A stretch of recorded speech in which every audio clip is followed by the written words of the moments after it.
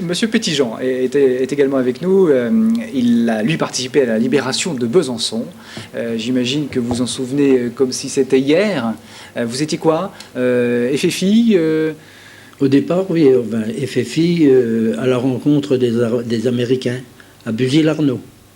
Et à Buzy-Larnaud, les Américains sont arrivés presque sur le même fait.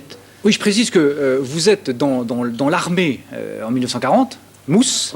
En 42. Oui, en 42, vous êtes Mousse, on est bien d'accord. À l'école des Mousses, à et Toulon. Là, et donc vous décidez de poursuivre la lutte. J'étais au sabordage de la marine de Toulon en novembre 42, quand les Allemands sont rentrés en zone libre. Et on a été renvoyés dans nos foyers.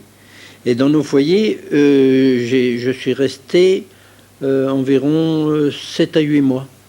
J'ai réussi à trouver une place dans une usine pour ne pas partir STO.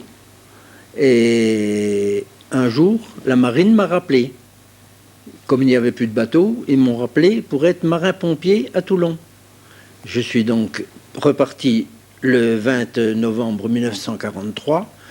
Il y a eu un bombardement dans la nuit à Toulon immense, entre la ville et l'arsenal, 2000 morts. Et par la suite, donc, j'ai été maintenu jusqu'au mois de environ avril-mai. Et alors, de cet été 44, vous retenez quoi 60 ans après? C'est la libération de Besançon qui vous revient immédiatement, c'est autre chose? Non, j'y pense souvent. Ouais. Mais non, je pensais que je devais faire mon devoir, de partir pour faire quelque chose. Vous vous disiez ça à l'époque? Je vais faire mon devoir. C'était le mot qui venait. Ben oui, puisque j'étais à Villefranche-sur-Saône pour suivre un cours de Fourier. Et il s'est passé une chose, c'est qu'il y a eu le débarquement en Normandie, dans le 6 juin.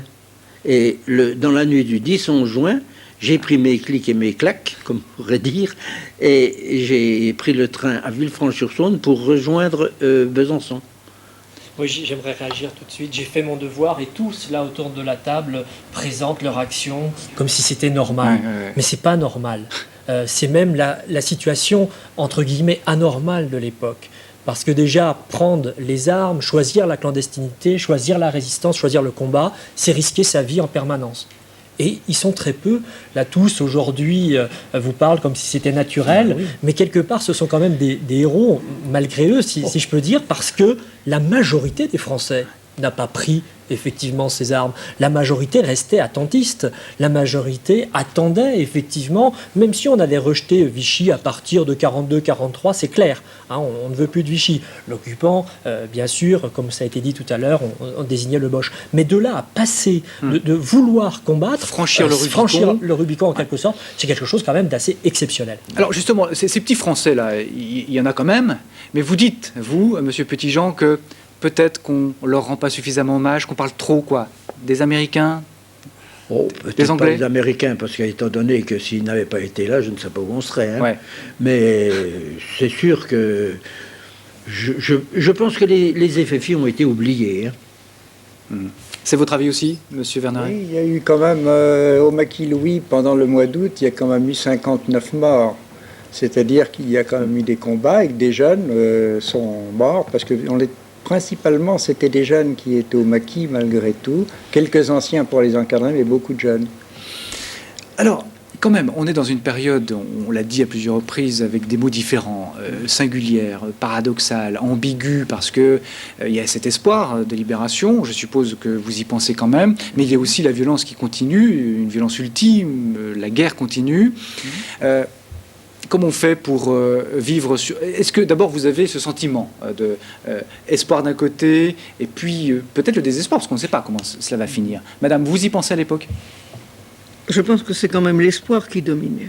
À partir du débarquement en Normandie, on avait l'espoir. À partir du 6 juin? Ah oui, oui, juin. Oui. Ouais. Je peux dire qu'avant, je ne peux pas dire que j'ai fait de la résistance pour gagner la guerre, si vous voulez. En 41, 42, on ne pensait pas qu'on allait gagner la guerre. Moi, j'ai fait de la résistance parce que je ne pouvais pas accepter. Oui, mais il y a des drames après le 6 juin. Oui, Il y a oui. Radeau sur Bien Glane, sûr, et ça a été une d'autres période drames. très difficile, justement, parce qu'il y avait tous ces drames qui se développaient en quelque sorte. On entendait beaucoup plus encore d'arrestations de résistants, d'arrestations de tous les côtés, d'exactions. Enfin, c'était une période donc très difficile, donc il y avait les deux. Mais je crois que c'est quand même l'espoir qui dominait.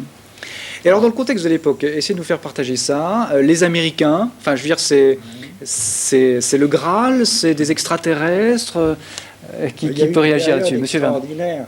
La seconde quinzaine de septembre, il y a eu la libération successive de tous les petits pays dans le Morvan, Semlay, Luzy, Saint-Honoré-les-Bains, et c'était des fêtes à n'en plus finir. Il y a eu une joie immense.